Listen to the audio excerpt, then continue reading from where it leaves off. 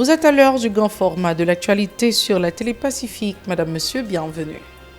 Guy Philippe devrait sortir de prison ce 7 septembre, incarcéré depuis 2017 à Atlanta, en Géorgie, aux États-Unis d'Amérique. L'ex-rebelle était accusé de blanchiment d'avoirs lié au trafic de stupéfiants. Cependant, à la mi-journée du 7 septembre, Guy Philippe était toujours dans sa cellule. Des formalités d'ordre juridique avaient retardé sa libération. Situation de tension mardi soir au Bas-Delma suite à une attaque avortée des bandits du quartier Bel-Air. Toujours dans la commune de Delma, cette fois-ci à Silo, un chauffeur de taxi moto a été tué dans une fusillade alors que 2 autres personnes ont été blessées.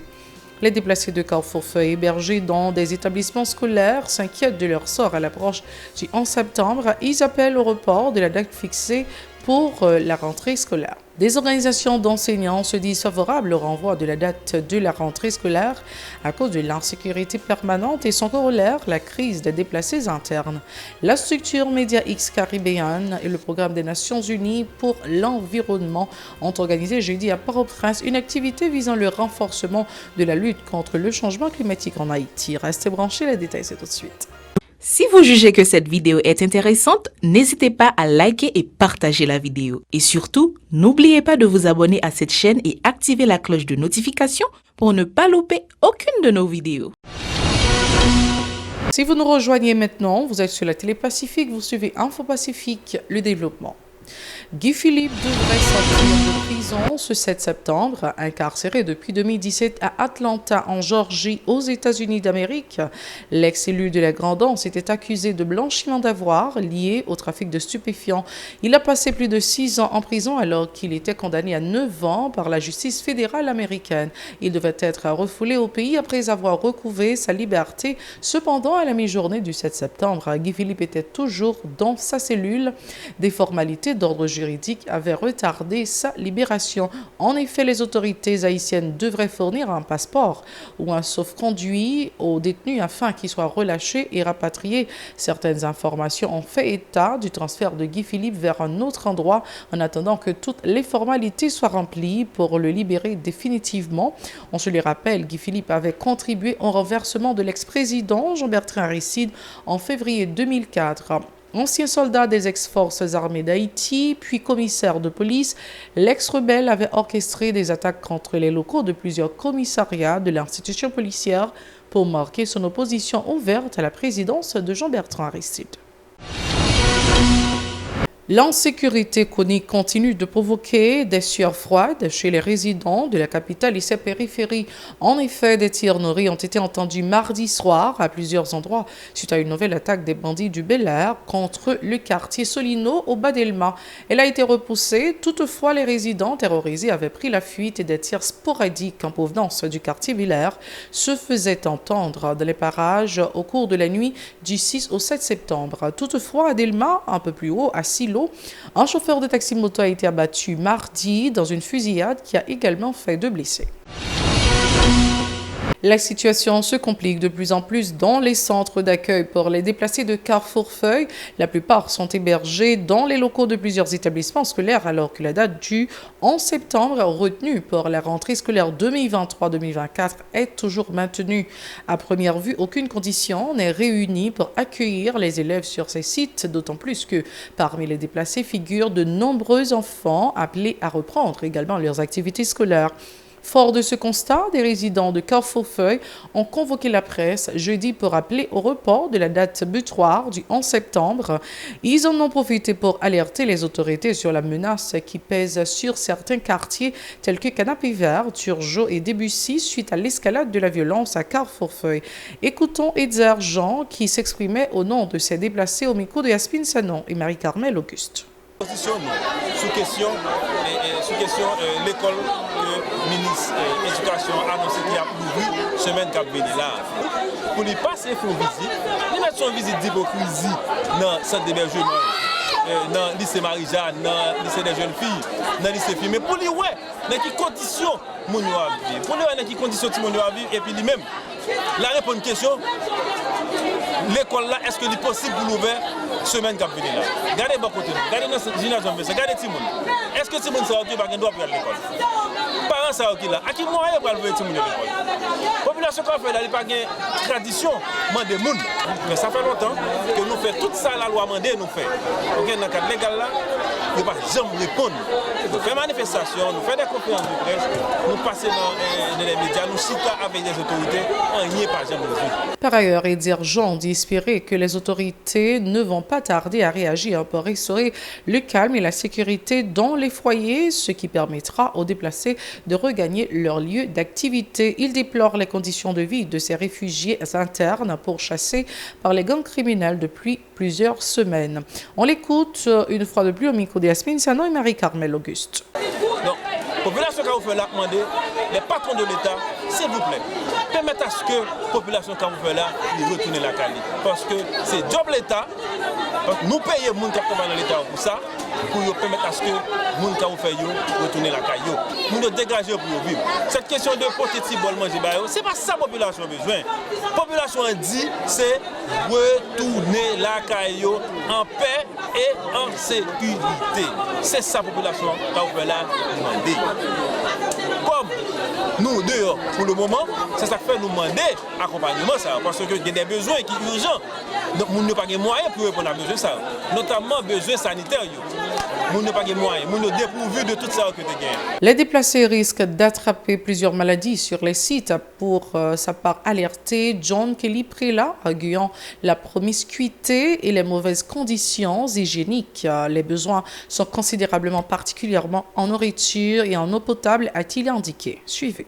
En tant que jeune universitaire, moi, j'ai essayé de faire travail, ça passe dans quelques centres d'hébergement pour regarder comment la situation est pour nous. Nous tous qui là, le noir prétendant, nous, c'est Fatra qui a gagné nous. Et Fatra pas un monde, parce que ce n'est pas quand on a demandé que Fatra doit être. Donc ça, c'est un élément qui est essentiel pour nous garder les questions sanitaires au monde. Et l'autre bagaille, façon dont nous vivons, pas de l'eau pour nous boire, pas de l'eau pour nous obéir, pas de côté pour nous faire besoin, surtout pour les femmes. Alerter l'autorité sanitaire pour fournir garder les gens. Ça m'aide, nous demander pour l'État, pour l'organisation de la santé, pour le ministère de la Santé et de la population, voyager garder les gens. Sanatorium, qui c'est ceux qui accueillent les gens qui sont tuberculeux dans le pays, que ce sont dysfonctionnels, malades égarés dans la nature. Côté où nous ne pas connaître. Peut-être qu'il y a des malades, il y a des tuberculeux qui sont avec nous là dans la santé. Donc il y a un risque élevé pour que le taux de tuberculose dans le pays augmente, surtout dans l'abri. Donc il n'y a pas de maladie qui t'a évolué parce que nous vivons une précarité qui est vraiment inexplicable. Des habitants s'éloignent également de la capitale en raison de la recrudescence de l'insécurité. Certains vont se réfugier dans le Grand Sud ou le Nord. Chaque jour, ils sont des dizaines, bagages en main, à investir les locaux des gares routières pour prendre l'autobus. Ils affirment qu'ils préfèrent le calme relatif des autres régions du pays et la violence inouïe des gangs criminels dans l'aire métropolitaine de Port-au-Prince. Véron Arnaud et Jocelyne François ont rencontré certains d'entre eux. Écoutons leurs propos. Moi, c'est sous zone et au CAI pour sortir. Avec dit pour les sécurité, il y a un petit genre problème pour nous parce que les nappouris qui étaient CAI nous et puis bandits pas nous fonctionner bien. Vous comprenez? Tout ça va pas faire nous bien. On ne va pas arrêter. On va tirer toute la journée. Obligé de chercher autre là quand même. Dans toute nation qui existe sous la terre, c'est le peuple haïtien qui saute. C'est que nous ne jamais connaître à qui est-ce monde n'a bataille. Nous tout là nous quitter et Port-au-Prince pour aller là en province sans que nous pas même connaître tout ça nous gagne. Nous gagne caille nous, bouler caille nous gagne tout ça nous ba la net là nous pas connaître comment pour nous vivre. Donc mais qu'on est là machine pour nous monter pour nous aller naïve et on regarde pour route nationale numéro 1 li bloqué et pendant elle bloqué là pour nous passer par l'autre bord là et $600 pour nous bailler. Bon, je nous senti nous frustrés. Qui moun ba moun qui t'a non pour imaginez fait 20 ans 30 ans pour t'a coller des trois graines blocs. Bon, finalement, même moun qui gen kop nan men yo, nous j'en ba là difficile. Plus loin, ces gens n'ont pas caché leur désarroi face à la dégradation de la situation du pays. Pour eux, il est impératif d'accentuer la lutte contre les malfrats qui répandent la violence sur le territoire. Suivez. Pour l'État, tu as une solution. Non, pour mettre une solution sur ça, on prend, chercher à arranger ça, on prend. Parce que nous ne pas arrêter comme ça, nous ne pas vivre comme ça. Nous lançons un message avec dirigeants. Bon, comme pas un dirigeant tout, pas un dirigeant. Donc, si tu es un dirigeant, au moins tu es capable avec eux, donc comment il a fait pays. Toutes les fois, si c'est d'ailleurs, il y a besoin de mettre tout haïtien pour voir nous dans le pays. Nous. Si c'est une décentralisation, fait que l'État arrange, il fait ça de façon qui vraiment. Qui t'a bon. Sécurité, nous besoin pour l'État comme ça pour faire. Nous pays a pas bon men, nous pas obligé à aller laguer pied bon. Nous pas nous la pays à laguer des bois men pas gen moun qui pour dire hein. Peuple a laguer des bois, Ariel va prendre il a fait dans pays a. Ça même longtemps ça demande nous voter c'est when ba si demande nous voter question. C'est when ba si demande nous voter question. Pas comprendre pour nous si yo dit nous bail voter question. Dans quelques jours encore, drapeau bleu rouge là pas monter dans votre c'est en dehors simplement la monter. Mais qui ça soldat pied. Donc l'État pays comme c'est eux chef c'est eux décider. On a décidé tout même gens ont décidé on a bloquer pays. On a décidé bio faire bon Dieu bloquer pour bon Dieu faire tout le monde venir la caille venir vivre. Des acteurs du système éducatif continuent de se prononcer en faveur du report de la date de la nouvelle rentrée scolaire à cause de l'insécurité permanente et son corollaire, la crise des déplacés internes. À cela s'ajoute la cherté de la vie, a fait savoir le coordonnateur du regroupement national des travailleurs en éducation, Junior Léo. Pour ce dernier, la situation est particulièrement préoccupante dans le département de l'Ouest. Il est au micro d'Aubert de Charles et Joseph François. Le regroupement national des travailleurs haïtiens en éducation retraite décidé pour fixer position par rapport avec ça qui a passé dans le pays. Position retraite d'abord sur la question de sécurité. Nous pensons que c'est un bagage qui va dépasser. Les peuple haïtien n'a pas de souffle pour le moins encore. Et dans ce moment-là, nous parlé, nous tous connaissons ce qui a passé dans la zone Kafoufei. Côté dans Kafoufei, la majorité de l'école qui est dans le centre-ville, c'est les gens qui sont sortis Kafoufei, en grande majorité qui est là-dedans. Dans le moment où nous parlé, la majorité de l'école nationale, surtout, qui est dans le centre-ville, qui prend le lycée Jeanne Félix et Marie-Jeanne, qui prend Colbert Locha, ou prend Paraguay, ou prend Brésil, etc., toute l'école aujourd'hui est occupée. Mais, hier, on attendait l'intervention du ministre Simaniga dans la presse, côté lui toujours. 15 positions pour l'école là ouvert 11 septembre qui vient là. Nous-mêmes position par nous dans l'entraide. Nous pas qu'à compte ouverture l'école, mais gon gens pour l'école là ouvert. Comment dépasser l'école là est ouvert petit pas et me penser année ça encore, c'est même bagarre là qui va le faire. Parce que il y a 10 départements dans le pays, mais il y a 9 départements qui va trop problème. Mais je ne dis là dans Port-au-Prince, nous pas voir comment l'école va l'ouvrir dans Port-au-Prince là. Pour sa part, le coordonnateur général du réseau national des directeurs d'école nationale, Agneau Pierre, a réclamé une assistance économique notamment pour les déplacés de Carrefourfeuille, de Tabar et de Canaan dans le cadre de la rentrée scolaire 2023-2024.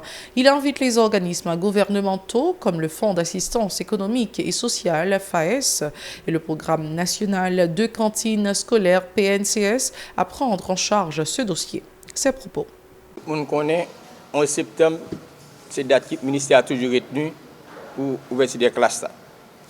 Mais cependant, à travers la zone Kafoufeuille, nous avons pile l'école nationale dans la zone Sayo, nous même côté de Timon Sayo a passé puis à l'école. Parce que la majorité de Timon Sayo dans la rue, ils sont nus, ils sont dépourvus de tout.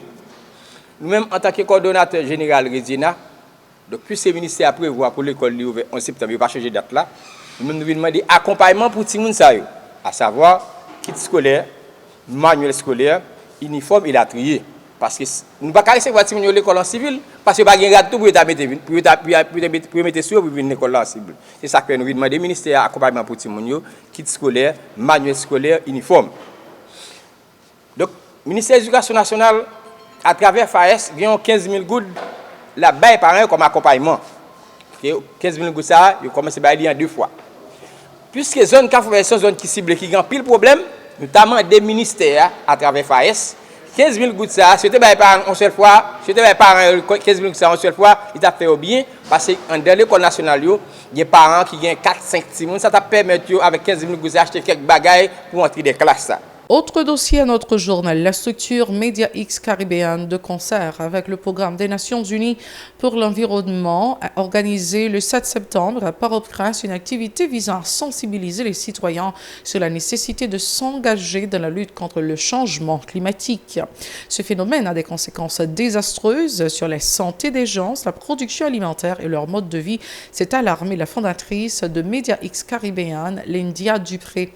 Elle est au micro de Shilov Semexon et Marie-Carmel Auguste. L'activité quotidienne, c'est la première conférence sur justice climatique que Media X Caribéenne organisée en collaboration avec les Nations Unies et Haïti Climat. Notre cadre nous fait. Nous faisons le cadre premièrement, nous connaissons qu'il y a une conférence COP28 qui va être faite de base. C'est une conférence et côté que toutes les nations ensemble pour rejoindre des solutions pour réduire et gaz à effet de serre qui c'est CO2. Mais nous constatons qu'en Haïti, le public haïtien n'a pas vraiment compris qui ça qui est réchauffement climatique, qui ça qui est justice climatique. Donc c'est une série de conférences qu'on a organisées dans le cadre pour nous éduquer avec informer le public sur qui ça qui est réchauffement climatique, qui ça qui est justice climatique. Le réchauffement climatique, c'est le fait que le gaz à effet de serre niveau a élevé et ça cause que la planète est réchauffée. Pendant que la planète est réchauffée, il y a un paquet d'impacts qui a un impact sur la santé, sur la sécurité alimentaire, sur le mode de vie, etc. C'est la toute fin de ce journal. Merci d'avoir été des nôtres. Restez branchés à la Télé Pacifique pour le reste de la programmation. Vous connaissez déjà la formule. Soyez très très prudents car les temps sont durs. Au revoir.